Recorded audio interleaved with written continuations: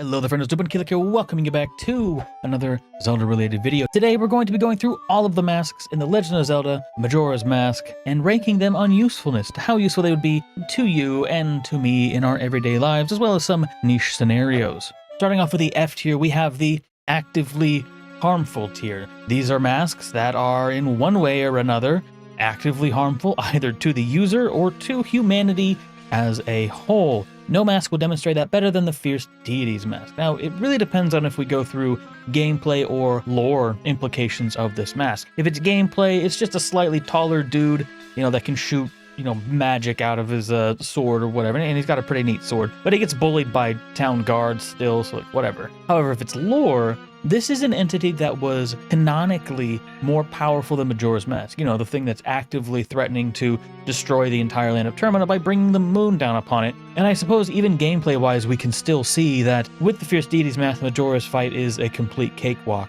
So imagine this mask falling into the wrong hands, falling into some evil dictator or someone that could very well become an evil dictator, or even just a regular person who not knowingly maybe puts it on. And who knows if you actually get to maintain control of yourself once this deity takes over your body. This is echoed relatively well with the Giant's mask. In-game, the Giant's mask turns you into a giant, as you may anticipate. However, it does seem that you get to, keep your wits about you. You are likely just much stronger and larger. It doesn't really seem to impact your defense at all, so you'd still be kind of squishy, but a big kaiju-style human is still nothing to scoff at. Up next, we have the Bomb mask. Do I need to explain this one? It is a bomb that you strap to your face, and it does the one thing that a bomb is pretty well known to do, and that's explode. Up next, we have the C tier, the not very useful tier. I'm just going to reveal all of the masks here, and we're going to gloss right by them. The remains of the 4 bosses in Majora's Mask do seem to have some sort of magical properties. As we can see in the fight against Majora themselves, they do pop off the wall and start attacking, but overall they don't seem particularly aggressive, so I would assume they need the power of Majora to sort of activate them or sort of reanimate them. The same cannot be said about the Postman's hat, the Kaife mask, and the rest of the masks on this list. They would serve absolutely no purpose in our world. All of these masks have some very interesting lore implications in the land of Termina, but when transported into our world, they're kind of just masks of varying qualities.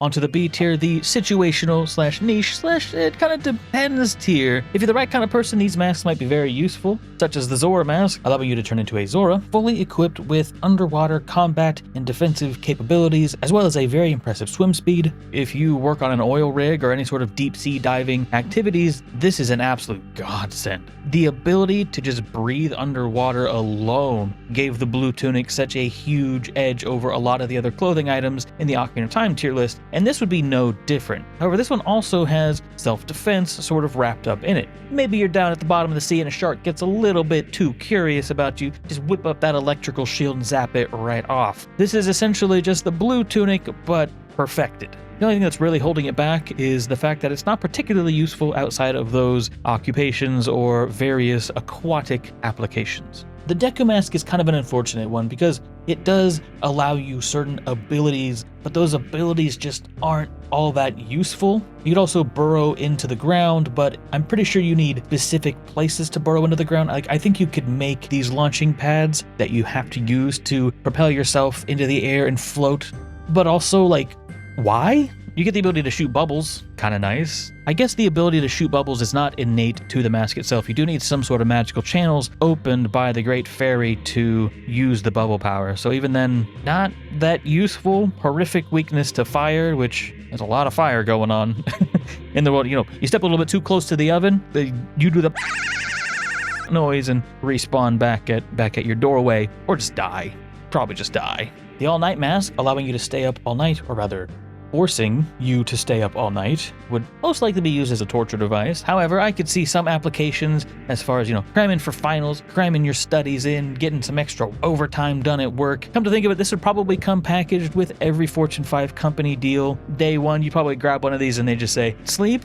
Thing of the past for you, buddy. The Bremen mask is quite interesting, and I didn't think it would be this high on the list. However, it seems to have the ability to not only allow you to play a musical instrument with absolutely no practice, assumedly, not 100% sure. I'm guessing it's a magical portion of that mask or a magical aspect of the mask. Whether it's the song that it allows you to play or the mask itself, it seems to allow you to sort of have some sort of control over domesticated creatures, such as chicks, dogs, etc., which I could see being useful for some applications. This usefulness is also exhibited by the Camaro's mask, which allows you to dance with the utmost elegance, which maybe you couldn't do before. Either way, I mean, it does give you something at least, which a lot of the masks below it simply do not. The Keaton mask is a hard depends. In-game, it can be used to summon a Keaton for a quiz show. Like, he just asks you questions, and if you get them right, then he gives you a prize. Come to think of it as maybe a little weird, but, go off. This one could either be not very useful, just, kind of an interesting, neat little, cute fox mask, or if it actually allows you to summon Keatons into our world. After all, there isn't anything implying that Keatons are exclusive to Termina, other than the fact that in Ocarina of Time, these masks don't seem to do anything, but that just could be because the masks themselves aren't magical in any way. This is essentially the epitome of the depends portion of the B tier. Don Guerrero mask allows you to talk to frogs. I guess it's kind of fun. I can't think of a way that would be useful in our world, but I mean, that is an extraordinary ability, so I'd say that's pretty deserving of the B tier. Up next, we have two masks that both share very similar properties in their ability to manipulate emotions. The circus leader mask will just make people sad. While I'm thinking about it, the circus leader's mask seems to have infinite tears associated with it. I don't know if this is Link crying when he's wearing the mask, or if this is just an infinite fluid glitch. And if so, what are those tears made of? Are they actual tears? Are they like just water? Interesting implications, but that highly depends yet again. And the couple's mask, of course, part of the reason why this works is most likely because people understand and see that the couple's mask is the union of two individuals, and the symbol of their love seems to have a sort of warming, calming effect on people, maybe makes them think of their loved ones back home. If that is a magical property and not just part of the culture there, then I could see it being useful. If it is just part of the culture, then I'd say this goes down to C tier, not particularly useful. Moving on to the A tier. The reason that the Goron mask is so much higher than the Zora or Deku mask is simply the fact that Goron are very, very durable, very strong. Putting on this mask is essentially achieving superhuman strength, as well as the ability to roll up and use your own energy.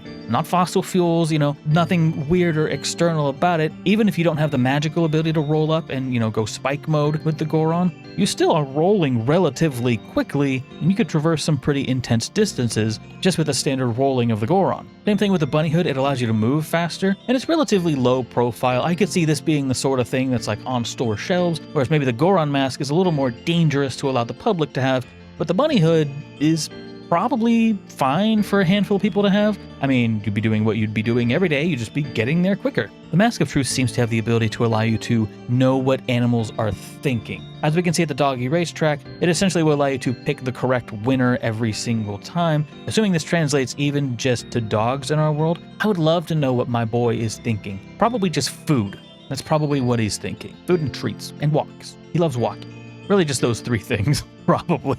The Mask of Sense, I think people probably assumed are going to be way lower, given the fact that in-game it's kind of useless, as it just lets you sniff up mushrooms, essentially. But those mushrooms are then used to make blue potions, which I guess wouldn't be in our world, but still, that is a superhuman smell. I firmly believe that if you use this mask in the right way, the implications could be incredible. Up next, we have the S tier, or the life-changing tier. Now, some of the masks on the A tier were probably interchangeable with the S tier as well, but I think the Stone Mask is just in a league all its own. While it doesn't say that it makes you invisible, it makes you about as interesting as a stone. This seems to be, in the game, almost perfect camouflage. You can literally stand in front of some of the guards in the game and they just won't pay any attention to you. Anything where you needed reconnaissance, any sort of even survival situation, like, if you approach a bear or something, you just kind of back up, put the mask on, all of a sudden, you're out of that situation. But anyway, there you have it. If you would change anything on the tier list, please do let me know in the comments down below.